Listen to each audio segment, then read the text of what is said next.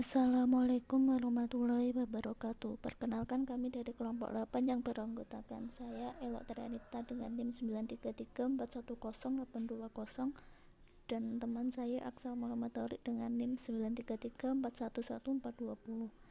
Di sini kami akan mempresentasikan hasil kerja kelompok kami mengenai bab fikih tentang puasa sunnah. Definisi dan dasar hukum puasa sunnah. Puasa sunnah merupakan ibadah puasa yang tidak wajib hukumnya, namun sangat dianjurkan dan banyak pahala yang bisa kita petik ketika dikerjakan. Terdapat waktu-waktu tertentu dalam puasa sunnah, namun ada juga puasa sunnah yang bisa dilakukan kapan saja. Dasar hukum puasa sunnah. Puasa sunnah adalah amalan yang dapat melengkapi kekurangan amalan wajib. Selain itu pula, puasa sunnah dapat meningkatkan derajat seseorang menjadi wali Allah yang terdepan. As-sabiqun al-mukharrabun. Lewat amalan sunnah inilah seseorang akan mudah mendapatkan cinta Allah, sebagaimana disebutkan dalam hadis qudsi, hambaku senantiasa mendekatkan diri padaku dengan amalan-amalan sunnah sehingga aku mencintainya. Jika aku telah mencintainya, maka aku akan memberi petunjuk pada pendengaran yang ia gunakan untuk mendengar, memberi petunjuk pada penglihatannya yang ia gunakan untuk melihat, memberi petunjuk pada tangannya yang ia gunakan untuk memegang, memberi petunjuk pada kakinya yang ia gunakan untuk berjalan. Jika ia memohon sesuatu kepadaku, pasti aku akan mengabulkannya, dan jika ia memohon perlindungan, pasti aku akan melindunginya. Yang kedua, macam-macam puasa sunnah dan tinjauan hukum terhadapnya. 1. Puasa 6 hari pada bulan Syawal.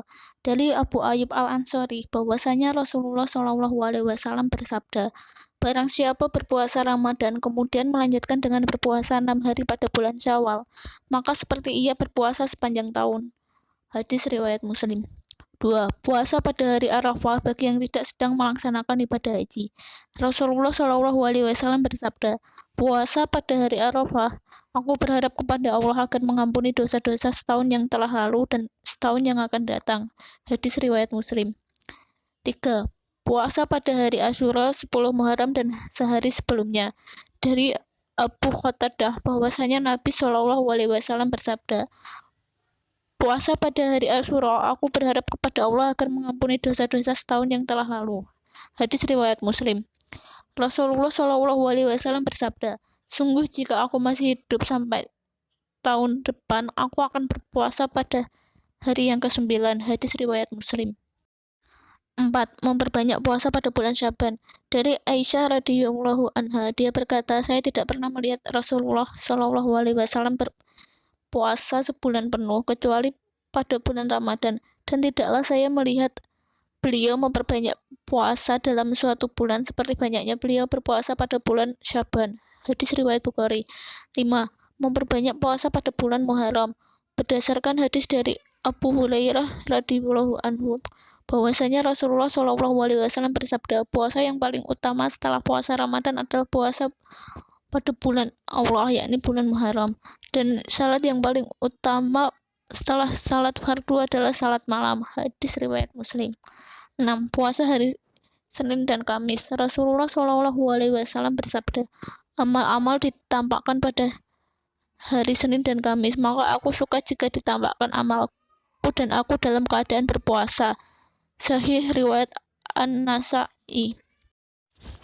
7. Puasa 3 hari setiap bulan. Dari Abu Hurairah radhiyallahu anhu, dia berkata, kekasihku Rasulullah SAW mewasiatkan kepadaku 3 perkara.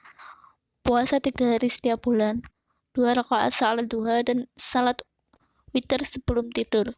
Hadis riwayat Bukhari Muslim. 8. Berpuasa sehari dan berbuka sehari. Puasa Daud alaihissalam. Rasulullah SAW bersabda, puasa yang paling disukai Allah adalah puasa Nabi Daud, dan salat yang paling disukai Allah adalah salat Nabi Daud. Adalah beliau biasa tidur separuh malam dan bangun pada sepertiganya, dan tidur pada seperenamnya adalah beliau berbuka sehari dan berpuasa sehari. Muttafaqun alaihi. Yang ketiga, keutamaan puasa sunnah. 1. Mendapatkan 2 kebahagiaan. Bagi orang yang menjalankan puasa akan mendapatkan 2 kebahagiaan yang tidak akan bisa dirasakan oleh orang lain yang tidak berpuasa. 2 kebahagiaan tersebut adalah kenikmatan yang dirasakan saat berbuka puasa dan kebahagiaan ketika bertemu dengan Allah Subhanahu wa taala. Hal ini berdasarkan sebuah hadis sahih yang menyebutkan bahwa Nabi Shallallahu alaihi wasallam bersabda, "Bagi orang yang berpuasa akan mendapatkan dua kebahagiaan, yaitu kebahagiaan ketika dia berbuka dan kebahagiaan ketika berjumpa dengan Rabb-nya." Hadis riwayat Muslim. Yang kedua, mendapatkan pahala khusus. Ibadah apapun yang kita lakukan tentu bernilai pahala di sisi Allah Subhanahu wa taala. Hal ini berdasarkan sebuah hadis sahih yang menyebutkan Nabi Shallallahu alaihi wasallam bersabda, "Setiap amalan kebaikan yang dilakukan oleh manusia akan dilipat gandakan dengan 10 kebaikan yang semisal hingga 700 kali lipat." Allah Ta'ala berfirman, yang artinya, kecuali amalan puasa, amalan tersebut adalah untukku, aku sendiri yang akan membalasnya, disebabkan dia telah meninggalkan syahwat dan makanan karenaku. Hadis riwayat Muslim. Yang keempat, hikmah dan manfaat puasa sunnah.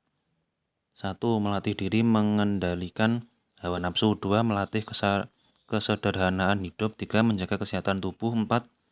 Membiasakan diri untuk taat beribadah. 5. Meniru kebiasaan mulia Rasulullah Shallallahu alaihi wasallam. Manfaat puasa sunnah. 1. Tubuh menjadi lebih sehat. 2. Menahan diri dalam keburukan. 3. Menjadikan jiwa kuat. 4. Menjadi lebih disiplin. Yang kelima, persoalan seputar puasa sunnah. 1. Berpuasa tidak dalam rangka beribadah kepada Allah.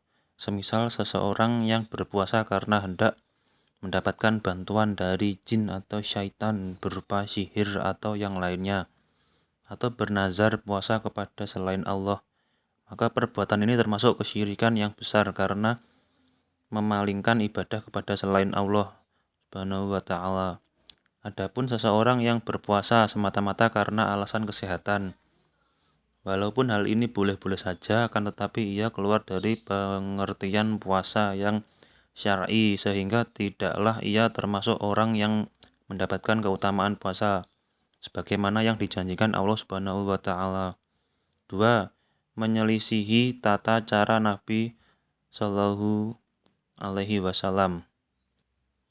Rasulullah Shallallahu alaihi wasallam, sebuah hadis dari Aisyah radhiyallahu anhu, dia berkata, Rasulullah Shallallahu alaihi wasallam bersabda, barang siapa yang melakukan suatu amalan yang tidak ada tuntunannya dari kami, maka tertolak. Hadis riwayat Muslim. Demikian presentasi dari kelompok kami. Bila ada kurang lebihnya kami mohon maaf. Wassalamualaikum warahmatullahi wabarakatuh.